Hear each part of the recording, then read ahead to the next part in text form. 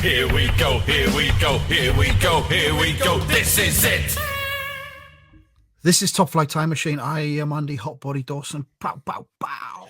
I am Sam Nifty Delaney. So what?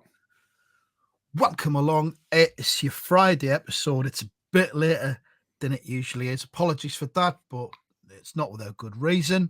Sam, you have been afflicted once again by the COVID-19 virus. This COVID-19, isn't it? Yeah, it is. You would have thought by now it would be COVID-20, but At least it's 20. still 19. They haven't done an upgrade yet.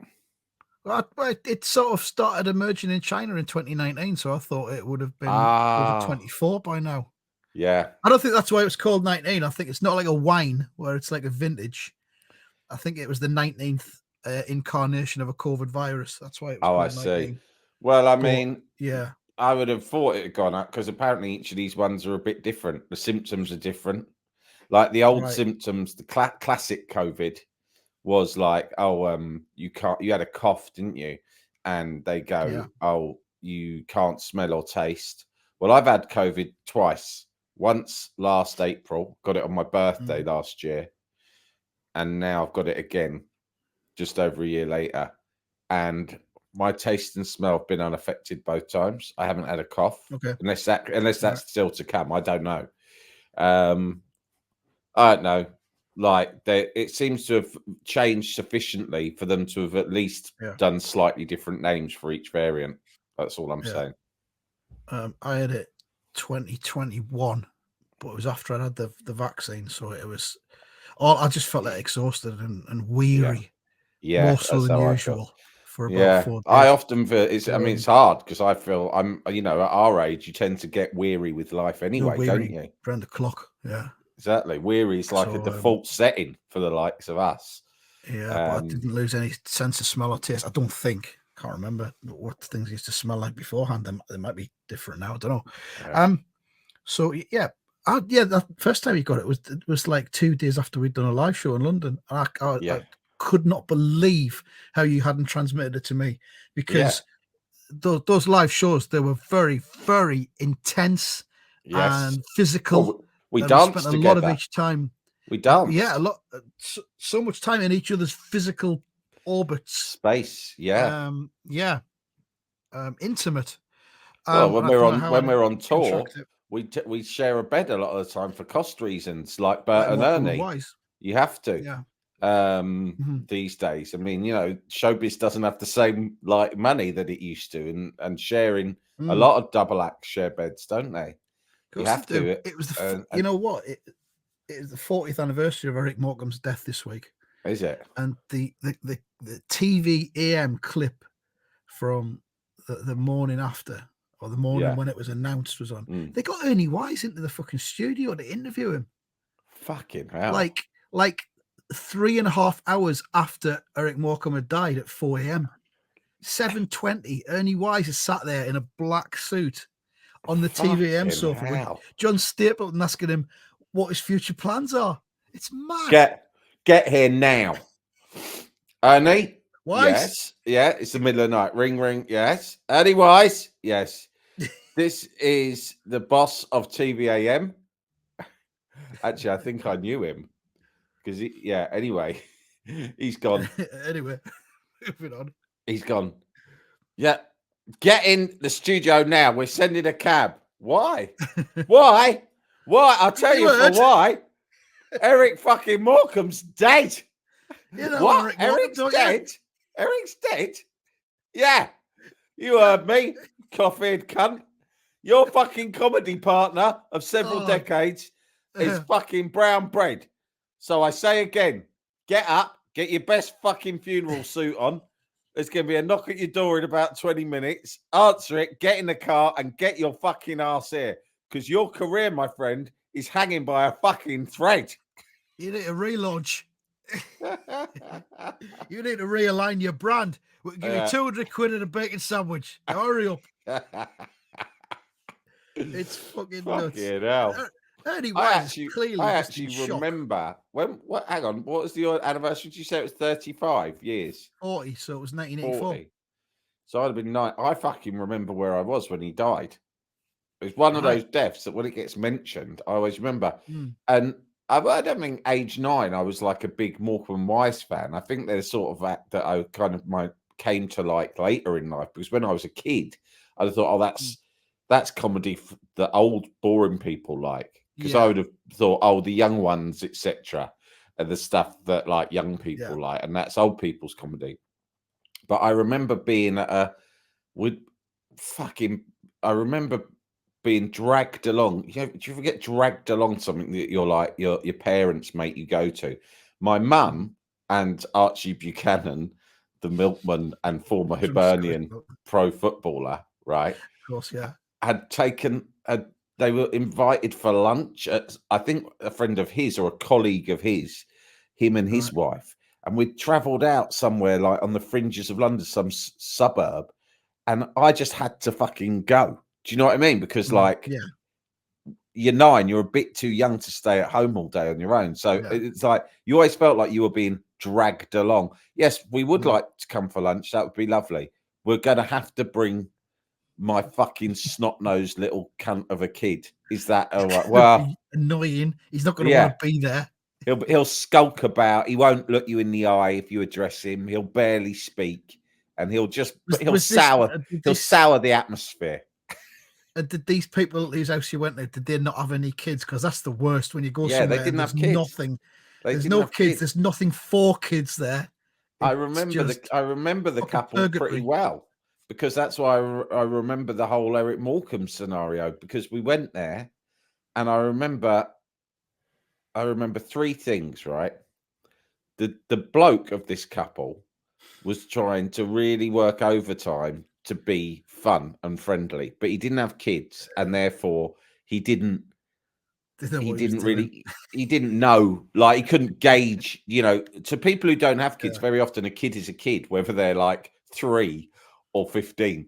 Do you know what I mean? They just sort of like, and so they kind of, but there's nuance from one month to the next sometimes, isn't there, when you're dealing with your kids, at what level of maturity they perceive themselves to be at. And I remember being particularly sensitive to being patronized from a young age. That's something that really, I suppose all kids are like that. You still like that now? Yeah, I am. No, I don't really mind being. I was for a long time, but I've reached the age where if someone patronizes me, I sort of feel some sympathy towards them. I'm thinking, I'm not surprised. I'm not surprised you're patronizing me. I would. Yeah, I mean, believe me, mate, I get it. Right, but this geezer. I remember 3 things about him. Right, 1, he got actually, the first thing was they served this salad, and it reminds me of Frank Worthington on my favorite ever TV show, the footballer special of Celebrity Come Dine With Me, because they served a salad, right, in a bowl next to whatever food we had, and I'm sitting there and fucking going around some cunt's house having to eat whatever disgusting food they serve up. Did it have sliced hard-boiled egg in it? It was like no, it was like rudimentary, like fucking just the 3 classics, right? Tomato, fucking egg in it, right? No egg, but the thing was, what they did was, because back in those days, salad dressing was like very middle class, wasn't it? I mean, my mum would buy like pre-made salad dressing that we would have in the fridge, right? And that was like, some people would come over, and even if you were having salad at all, dressing or no dressing, some people would be like, fucking hell, who are you, the fucking royal family with your salad, right? And some people go, all right, I'll have salad. But if you said, do you want dressing? They'd be like, oh, sorry, I didn't realize we're on the French Riviera, right?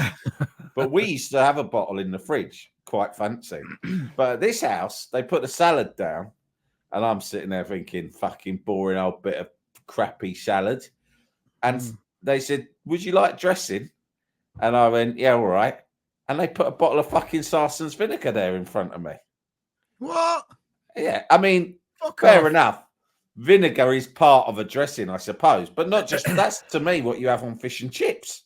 Yeah, of course it is. That's so ridiculous. I remember that. When you have like weird, a lot of my most specific memories are about food. When I'm a kid, I remember specifics, because any type of food you're offered or given that's a little bit different to what you have at home, you consider like a big freak out sometimes. I did anyway. Do you know what I mean? So I remember being served fucking vinegar with my salad. Then I remember this geezer telling me that he was really into medieval reenactments, battle reenactments, right? And that was the first time I'd ever heard of that. And then it's become a sort of a trope since then. There's like, it's often done in comedies, isn't it? People are into that. But he was into it. And he got out his chainmail and his sword and his fucking helmet and all of this shit. And stuff. I mean, looking back, actually, it does sound a bit noncy, doesn't it? It's a bit like an Airplane. Do you like gladiator movies? It was like that. He got out all of this gear, and I could tell. I could also remember that I was thinking he is expecting me to be much more impressed than I am by this, because he's thinking 9-year-old boy bound to like fucking chainmail and swords, right? And I'm like, I was aware of it, and he was really like, it was almost like he got it ready. He's thinking, oh, they're having a kid, they're bringing their kid with him. 9-year-old boy, oh, you know what he's going to love? He's going to love my fucking battle reenactment shit. Get the swords out. And I'm there thinking, this isn't my fucking vibe. I'm not that bothered about it. In fact, I think it's fucking weird. So did you end up patronising him? I ended up patronising him. His swords. Yeah, I did a counter patronising. Because I was like, oh, yeah, brilliant. I remember thinking, brilliant. Still had the fucking taste of vinegar in my mouth. And I'm there going, oh, yeah, fucking... Yeah, this is fucking brilliant, mate. I'm well into vinegar this. And lettuce. Can I vinegary lettuce whilst looking at some weird bloke's fucking chainmail? I'm like, we haven't even got to Eric Morecambe yet. Yeah, this is great. This is great. And I've got fucking Archie Buchanan there acting as if he's my dad in front of his mates. So like, oh yeah, the young lad would love to see your sword. He loves that sort of thing. Don't you, wee Sam? I'm thinking, fuck off, you cunt. What do you fucking know whether I'm into fucking swords or not? So fucking trying to pretend I'm your son. So trying to make out to these people that you're a normal human. Do you know what I mean? Sober long enough to be able to know what I've been doing. Not a fucking dipsomaniac milkman trying to make out that you're a normal family man.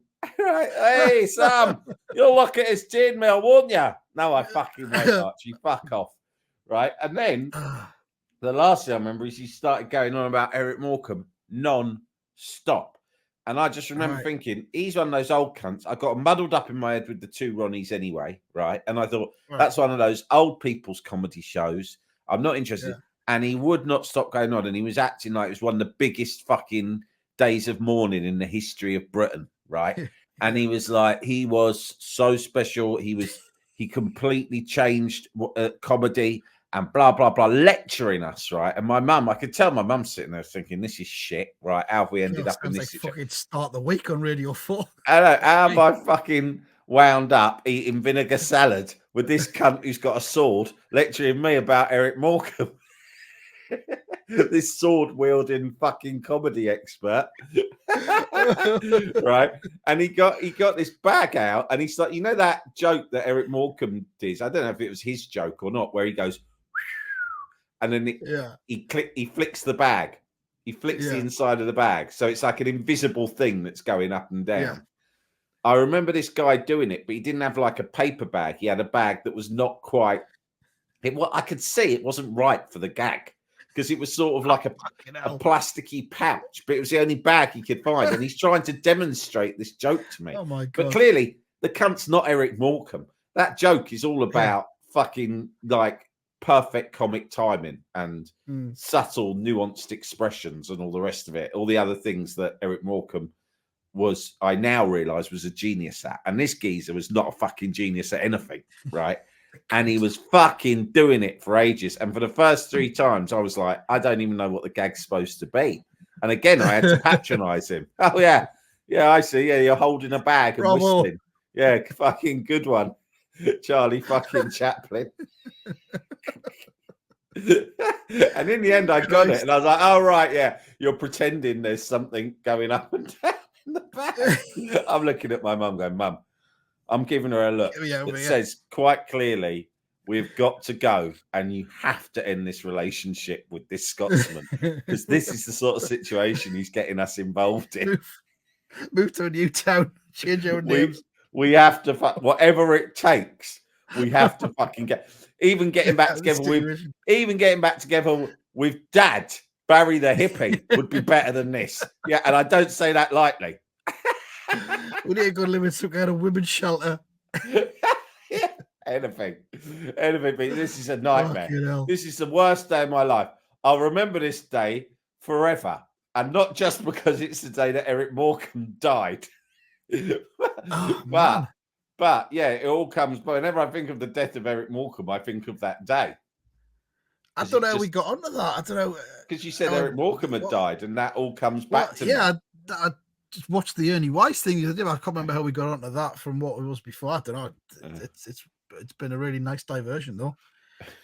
A good Eric Morecambe death story. Vinegar Salad might be the title, potential episode title. Yeah. It's definitely. I'm going to call my mum after this and ask her, because I haven't told her yet that I've got COVID, but I quite enjoy telling my mum when I'm ill. Right. Because you get sympathy? Yeah, I get a huge amount of sympathy. Mm-hmm. And it's just nice. I'll call her up and tell her I'm ill, and then I'll ask her if she remembers. I'll do some more digging about the who these fucking cunts were. Yeah. There was one other thing that I think I might have said something before, but I can't remember. When I talk about how sensitive I was to people patronizing me, I remembered one the other day when I was talking to my mum about one of her former workplaces after she left Sign Centre, because they moved to Hounslow. And the reason she worked at Sign Centre, the Perspex company, was that it was right opposite my primary school. And she couldn't afford childcare or anything after school. So she somehow, there's not many other businesses or companies near my primary school. It wasn't like a busy area. There was just this one company. So my mum's gone, I'm going to get a job in that fucking company, because that is the only way I'm going to be able to make this work. So when Sam comes out of school, I'm going to make it that they let him come across and sit in the office until 5 o'clock. And she fucking did it, right? And this was like, I don't care who they are or what they do. No, I'm going to work in there. Yeah, exactly. Yeah. And it was incredible, because she did that, and they were like really nice people. They became like a second family. It was like I just went there after school, and I knew everyone. I knew the executives upstairs where she worked as a secretary typist, and I knew all the lads in the factory downstairs who fucking cut the purse with the machines. It was fucking like brilliant. The mascot of the company. Yeah, it was. They should have made a little Perspex version of me. And what's mad is that eventually they moved up the road to Hounslow, which is about 15, 20 minutes away. And that was quite a big deal. And my mum said, I can't move. The whole point I work here is because I have to be near my son's school. How's that dozy cunt going to get himself to Hounslow after school every day at 3 o'clock? Yeah. He can barely wipe his own ass. Right. And so they promised her loads of shit. They said, if you come, we will give you a pay rise and we will give you a company car. Right. And she was only like a secretary. Wow. So she said, all right, I'll give it a go. But like a month went by, and during that month, I can't remember what I was doing, but they never fucking gave her these things. It was a lie. And so she quit, but she didn't know what she was going to do. There was one other business in this area, right? One other business, RM Douglas, who at the time were quite a big construction firm, and their head office was in a small building right there. And she did the same thing again, Andy. And this is like 6 years, 7 years later. She walked in there. She walked in there and she goes, I was like the main, she like ran the typing pool or something, like the sort of chief typist secretary person up at Science Centre. You'll have probably heard they fucked off to Hounslow, which has left me in a right spot. So now I need you to give me a fucking job. And it doesn't end there. Not only have you got to give me a job, every day at 3, between 3:30, this sniffling little tubby cunt's going to turn up, probably with his face covered in chocolate from eating chocolate biscuits he somehow nabbed from somewhere. And he's going to fucking turn up like a bad smell and sit in the office with me for 2 hours next to my desk. Like a fucking weird spectral presence. One step up from a dog. Yeah. And they fucking agreed to it as well. It's amazing. Oh, brilliant, yeah. Where can you start? And they gave her the job, and they were really nice as well. And I used to sit with her, and different people would come round and talk to her. And there was this one woman, and she was a secretary for one of the other executives, and she was a bit older than my mum, and she didn't have kids. And she'd come around, she'd go, and like by this stage, I'm like 10, right? And she'd be like, "Hello, Sam," and she'd do all this and like do my cheek and all of that, right? And say, "And what have you been up to? Oh, I bet you've been up to all your little scampish adventures and all this." And I'd be like, and I'd go to my mum, "I really hate that woman." And my mum would go, "Don't say that. She's a nice woman." I'd go, "Well, why she talks to me like I'm a baby?" She went, "Listen, she hasn't got kids of her own. She's not really, she might not even have any niece or nephew. She doesn't know, right, how to speak to kids. She's trying to be nice, but she doesn't even understand what age you are, whatever. So just cut her a break." And I go, "All right, but listen, fair enough. But like, if you," this was the thing I remember her doing. Like, I got into Marvel comics at that age, and I'm reading like the Avengers or Iron Man or something. She comes in and she went like this to me. I'll never forget it. Fucked me off so badly. I hated her. She went, "Core comics," like that to me. And I was like, "This isn't actually a comic. This is a graphic expression of some huge philosophical, almost theological themes that have befuddled mankind for time immemorial." Right? It's full of metaphors. And yes, there are people in it who can fly, but that's neither here nor there. Yeah, I'd sort of got a bit, into comics like in a country way. Anyway, I've said to my mum, if she comes in and does any of that shit again, at least please fucking give her a steer. Like, do you know what I mean? Like, steer her away from it. Try to hint to her that I'm not like a baby, because it's fucking me off, right? Yeah. So she went, all right. Fucking settle down, right? The woman comes round a few days later, right? And this woman's got into knitting jumpers, Brandreth style jumpers with pictures on the front. That's her hobby. Yeah. And she's been doing it for different adults in the office, like funny ones for their birthday with things that they like. So I don't know. Fucking aeroplane. Yeah, whatever. She's come round and she's shown my mum, "Oh, look what I've just done for so-and-so in accounts. I've done him one with with a pint of beer on it." And she, "Oh, that's great." And then she's turned to me, she went, "Oh, hello, Sam." And I've gone, and she's gone, "I'll knit you a jumper, shall I?" And I've gone, and she's gone, "What shall I put on yours?" "I don't know. I know what I'll put on it. How about a nice big space rocket?" Right? And my mum, right? And I'm about to fucking say something, right? Because I'm a little cunt. I was about to go, fuck off. Like that. "How about a nice big space rocket?" And in a panic, my mum's just suddenly gone, "I don't think so. I think he'd rather have a naked woman knitted on it." And I've gone, "What? Mum? No, I wouldn't." I didn't know whether I was coming or going at that stage, because I was fucked off with her for saying space rocket like I was a baby. But then my mum's come out and said, "Knit him a jumper with a naked woman on it." Knitter? How would you even knit that? How could you knit like very tits and fanny? Do you know what I mean? I'm 10 years old. Yeah. I'm not that into girls yet. Right, I find that very confusing. I do not want my mum to even say the words "naked woman." What kind of fucking public response would there be if you're walking around in a jumper with a naked bird on it? Where'd you get that from? My mum commissioned it from a woman in her office for me. My mother paid a woman to knit this for me. And the woman went really over the top. Maybe 1986, Madonna would have been in a pomp. Yeah. Quite sexy, but fucking hell, no one's going around with naked women on jumpers. Naked women knitted, but it was more like Pirelli calendar. I was like, "Mum, why did you say it?" And my mum was like, "Well, you told me that you didn't like her patronising you, so I was trying to set her straight." I said, "Yeah, but they're setting us. I mean, you've gone a bit too far there." My mum was a bit like, "Oh, wow, nothing I do is right then, is it?" I was like, "Fucking hell." Let me a fucking naked woman jumper. Anyway. If somebody offered you a jumper now with a rocket on it, a space rocket. Oh, yeah, I'll take it in a flash. Yeah, me too. Yeah, I'd be delighted by that. But still, definitely, I don't want one with a naked woman. Not then, not now, not ever. Well, maybe in the 90s when I would have said it was ironic. Yeah. Yeah. A naked woman riding a space rocket. Yeah. Around about 96. Yeah, maybe. Out then. Yeah, just for the summer.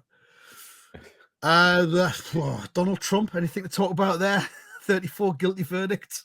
He said he was very Quite innocent, funny. didn't he? He didn't just say he was innocent. He said he was very innocent.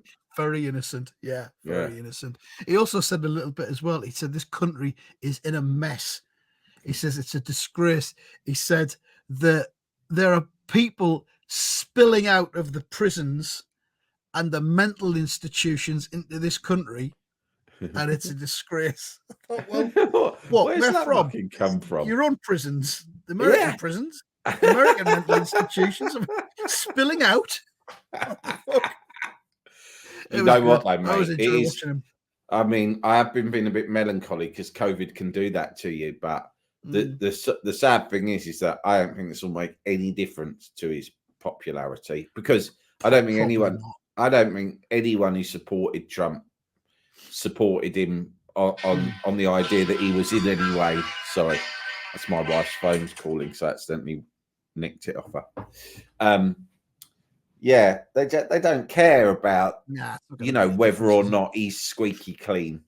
Almost, so there'll either be those who think, well, yeah, he's that. People unfortunately think, oh, that's great because he's normal, right? Because they think fucking a porn star and then paying a hush money. That's just normal shit. We don't that's do why that. We'll give him the chance. Yeah, it's just what normal people do. He understands us. Or then the other half think, well, this is just a conspiracy by the fucking, the establishment or the leftists. Yeah.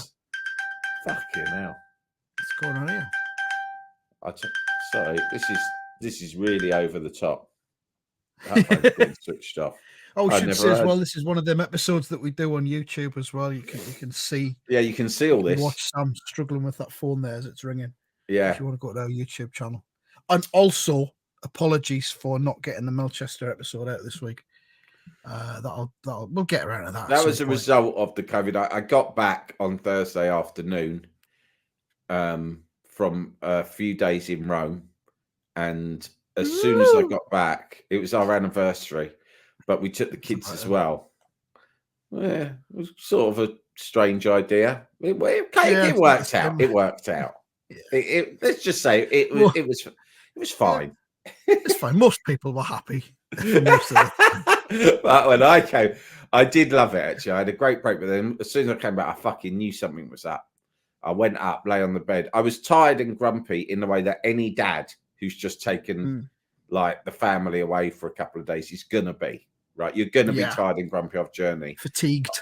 Yeah, the fucking EasyJet flight. The seat is like, I'm basically having to fold my fucking self up into a contortion for 2 hours. Right. So I was tired and grumpy, and then I got back, but I thought this is more tired and grumpy than I would ordinarily be. So I reached. Did you listen to your body?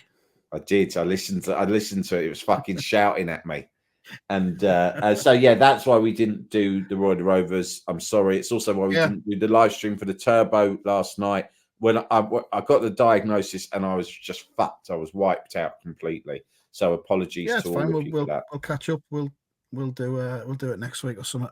Don't worry about it, everybody. Everything's just going to be all right.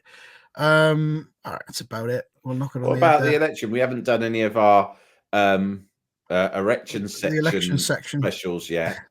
There's the genital election. When we get round the genital erection, yeah. We'll do some of that next week. I don't think it's even started yet properly.